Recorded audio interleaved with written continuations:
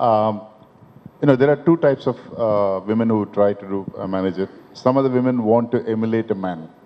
They typically want to behave and run the business like a man.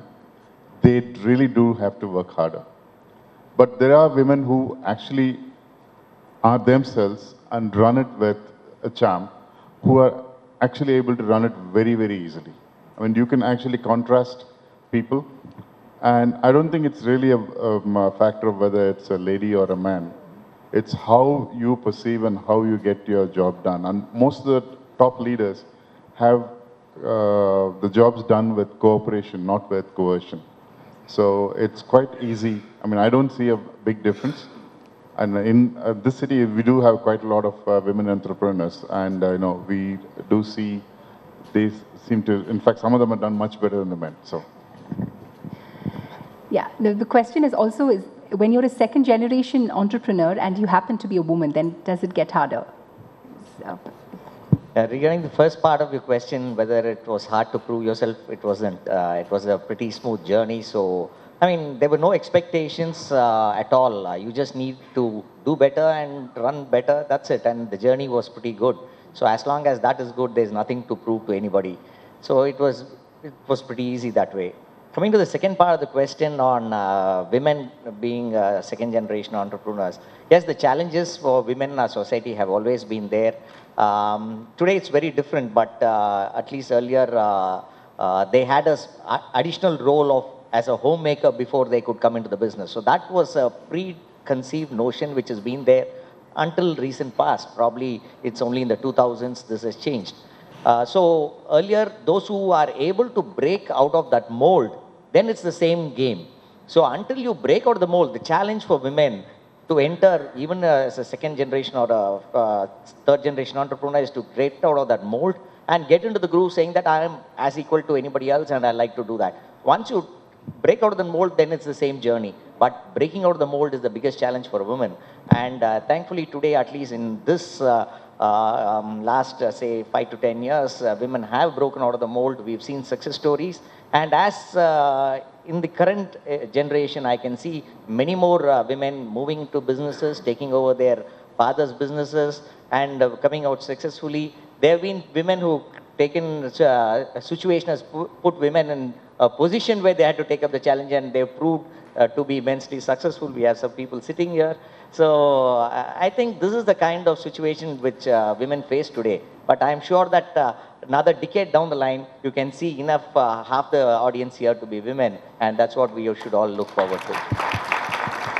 So, Mr. Pandian, if you could take that, sir, from Mr. Personally, I had a few hiccups when I had taken over. When we were a big family, my father and his 3 brothers together. Even then, when I joined, I was following up a big project. Okay, 2 crores project that time was quite big, and almost for 1 year we worked with the bank, and when the project was through and 1 week short of the loan disbursement, there was the credit squeeze announced, and the whole thing went for a 6. That was a big blow for me as a youngster, having worked for 1 year on the project. I mean, it was a very demoralizing thing.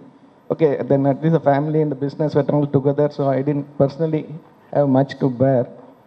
And then after that, we had a split in the business, and we took over a unit which was a SEEK at that time because of some lack of concentration on that unit.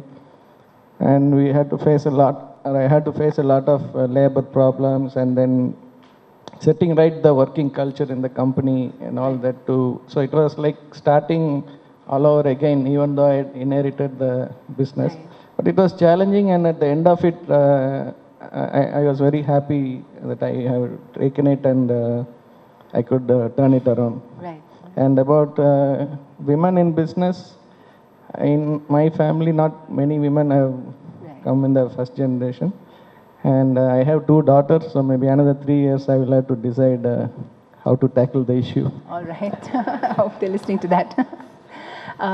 Mr. Prabhu, with biofuels and Kiran Mazumdar shared, are you seeing, are you and Mr. Valyappa, are you seeing the emergence of an equal opportunity environment for women here? I mean, it's definitely not what it was, like Mr. Elengo said, in the 80s and 90s. But have you seen that in your business environments in both your respective?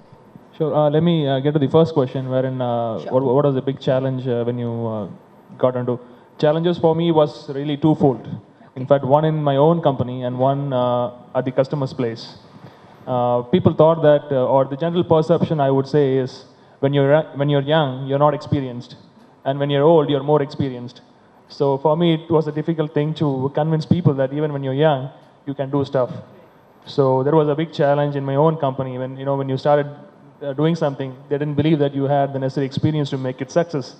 The same time, when you go visit your customer place, they don't really see you because in front of them you're a kid. So how can you do all those things? So then you started doing small things, incremental things, make success, and then it goes from there. So it was a big challenge.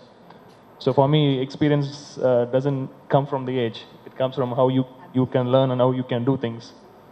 And the second question on the woman entrepreneur, I mean, of course, I didn't have my own experience in that, but we work for companies which are run by women entrepreneurs. A classic example I can give you is TAFE, which is run by Mallika Srinivasan. We really work close with the company. We supply major components for them, and I used to attend the annual meets of TAFE, and I usually admire the way it is getting organized and stuff. So it's being really motivative to look at those companies managed by women entrepreneurs. Yeah. The time that I joined business, textiles, I joined in the textile industry. Textile has got a very, statistically, it's got a very firm graph. Every 5 years it goes up and down. So every 5 years, cotton prices are almost the same price as the yarn, and then again we are back to square one. So that was the time, and then we went through a problem where we had a labor unrest, and we were the first company, Sri Vallabha Textiles, the first company to close under 25 over. It was a single window closure. So that's the time that I was put into, not into operations, but to play a major role in the business. So it was totally a challenging factor, because one was, of course, we had to, financially, we need to make sure that our bankers were happy, and then we need to make the markets up. We need to ramp up in Salem and stuff like that. So there was a totally different challenge altogether, and that was interesting, because at the time of when you're 22, 23, it's very interesting to have challenges, and without having a scare, in the sense, maybe if you're a 45 or 50, you'd probably say, oh, debt so much, mill is not running, you probably think in a different way, but then when you're 22, 23, you don't even think of that. So maybe it was a combined effort. My dad brought in a lot, my brother brought in a lot, I brought in some youth. So it was a mix which actually generated when we came through. That was the first point. The second point, see, when you're in a family-run business, I'm just talking about my daughter, she's 5, 6 years now, so what is going to happen is she's not going to go for a one-day interview, which most of the people in a fresh business fresh standalone thing would happen. Because the thing is, I don't know when I joined business, but then I know the initial days I used to go and play cricket in the mill. So I kind of churned into me, in the sense, education and textiles and coffee was always going to be a part of me. So in a very young age, probably, early teens or even earlier than that, you get inculcated to the situation and the culture and stuff like that. So I think it'll be a lot more easier for women entrepreneurs, especially from organized companies and stuff like that, because to start off, it would probably be a part of them already when they go and start working. So you have different... I have a different experience and experiment altogether. I started trying to involve my wife, and having started a company in her own name, I thought that would be the best way to get her involved. But she had her own thoughts. She had to sign the checks. She found a way out, went to the bank and gave the power of attorney to me. Things went on, and I realized that it was not a cup of tea. Her way of doing things were to help people, in a different manner. And she has empowered quite a few other ladies in different walks of life. She just does not believe that business could be a lady's cup of tea. But fortunately for me, my daughter seems to be following my own example, and she's going to join me in business. See, Mr. D'Souza, you earlier mentioned about, conflicts that bound to arise, and I'm sure you all had your share of conflicts. For those of you who have been doing business in the 80s and 90s, it was a very different business environment that existed in India back then. After the liberalization, you've also witnessed traditional leadership pave way to more dynamic leadership that's more aware of changes. So how have you been able to juggle both the traditional forms of leadership that your father and your predecessors would have set and adapt it to today, which I see is possibly a big challenge for companies like yours? So if you would like to take that. I can share the experience of being a part of a solution of a conflict in a few families, you know, second generation, third generation. And finally, I realized that, you know, a father, a first generation or a second generation, when he passes on the baton, he should be a mentor. There are times, you know, inadvertently, though, or probably without any proper intentions, the first generation guy becomes a monster instead of a mentor. The best advice given to a teacher is students should be taught as if you teach them not. So therefore, the conflict has been very, very small on a trivial issues, but the father has not been able to convey, drive home to his second generation the point that he wanted to make. And when that was resolved, there was no problem at all.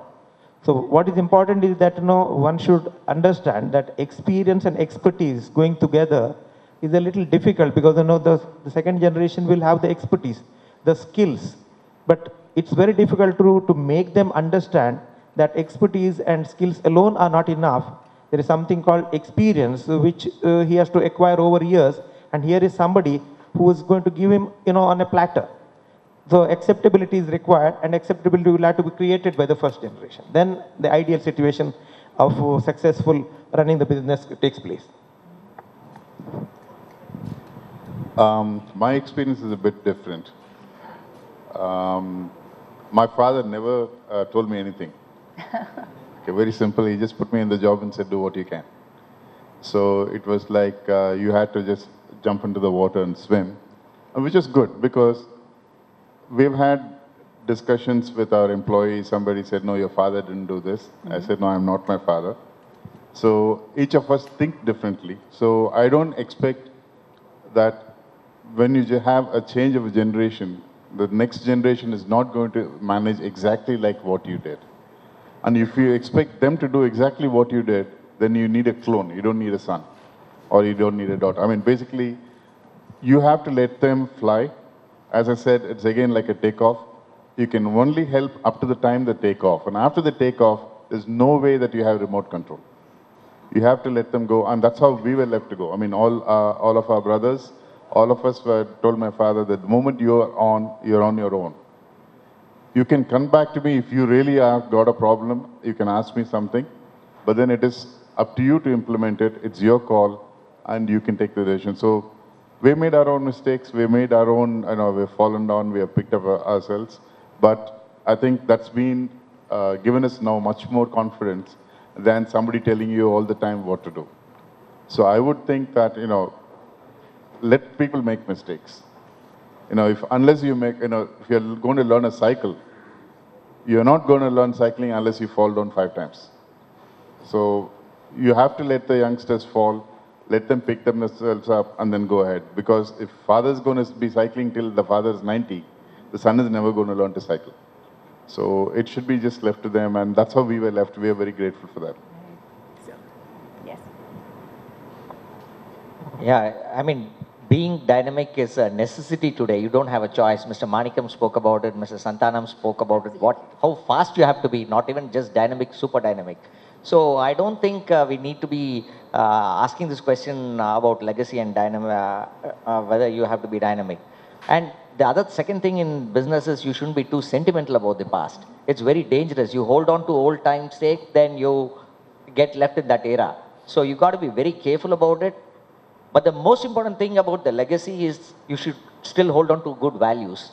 As long as you hold on to your values, your fundamentals of which your foundation is, but dynamic enough to recognize the changes that have to be done and keep going with it, I think that should be the mantra. So it is not legacy against this thing. It's kind of a combo of taking the best of both and keeping on moving. And that's the mantra for success today. Absolutely. Values, I think, that's where the discussion is headed next before we get the other responses. Mr. Pandian, if you could just respond.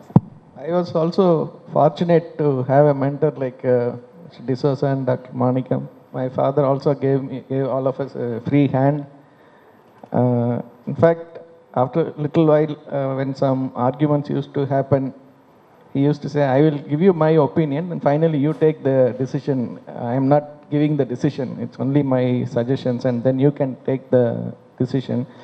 Then even after some time, he physically stopped coming to office for half a day. He said, no, only then you will start taking decisions and get used to the problem. So physically, he did that.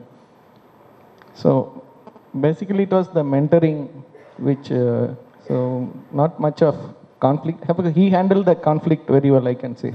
So he forced me to join the shop floor and then work from my way up from the shop floor to the higher up. So it was a conflicting thing for me, being guy, I mean, from the family, trying to get to the shop floor and then work my way out. But now I feel it is a lot better because when I started working my way up, I could really have the confidence built among my peers.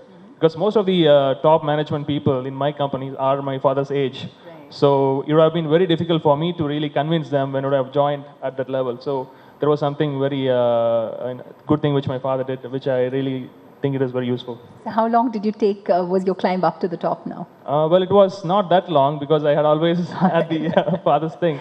But I'd spent about 3 years. Okay. 3 years is long enough, I suppose.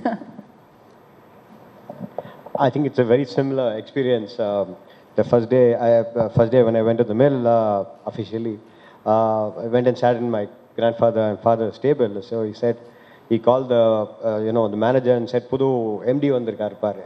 So then I was shocked. I said, "Illa unak inga ella table unak anga irukke. First boy tabal aaloda ukkaru." So he said, "First you sit with the tabal." So how the letter comes in, how it disperses to different departments, how a yarn clerk works, how a cotton clerk works. We were grinded almost right from the start. And secondly, I think the mentor in a joint family system, it's more a grandfather than a father. Because you spend a lot more time with the grandfather because the father is busy with day-to-day affairs. So the grandfather spends, he probably tells you the stories and the history of probably his 30, 40, 50 years of experience. So you learn a lot from him. So of course, a lot of people pointed out, it's more tradition, ethics, principles. So these are three things. Once you're through with that, I think you're set to go. I mean, in a sense, you can handle most challenges. Right. I think, it all boils down to ethics. Family-run businesses are built, founded on values, and new age companies are built on processes. Although without values, any company will die. But then, if you could share, what have you taken personally from your family businesses? What are the biggest strengths that you have drawn and the ethics and value systems of your family businesses that hold relevance today? If you could share that with us, I think it would offer tremendous insights, especially to the MBA students who are here. One important fundamental lesson which I learned, which I think I hold it very valuable, is that if you have to grow, everybody around you have to grow. Your suppliers, your customers, your employees, so everybody has to grow. Your entire ecosystem has to grow together. And that is a very key aspect. Paying your suppliers on time, making sure that you can squeeze them on their payments, on their costs, but at the same time, you deliver on the promise on your payments. Similarly, that's the only way they'll deliver on quality or whatever you want. Similarly, your customers. Every stakeholder should be carried along with you. And that is the most important thing. And if you're able to do that, I think the business will sustain on its own. And that is the very fundamental quality which I learned, which we sustain ourselves on. That is the fundamental strength. So, Mr. Pandian, sir, you spoke about a very stressful time that happened. I mean, it must have been a tremendous learning experience for you. If you could just share what came out of my that. father repeatedly used to say, he used to give a lot of lectures on entrepreneurship. He used to say, honesty is still the best policy.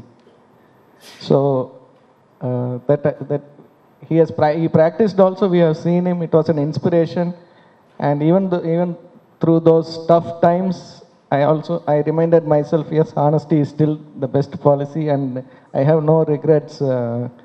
Today, with our customers or suppliers, we enjoy a very high reputation, and I mean, there are so many examples.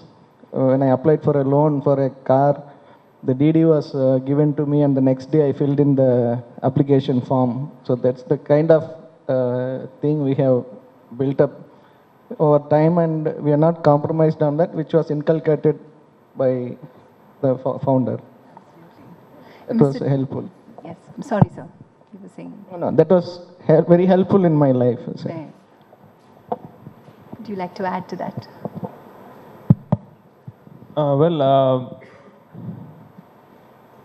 My perspective is that, what are the lessons learned?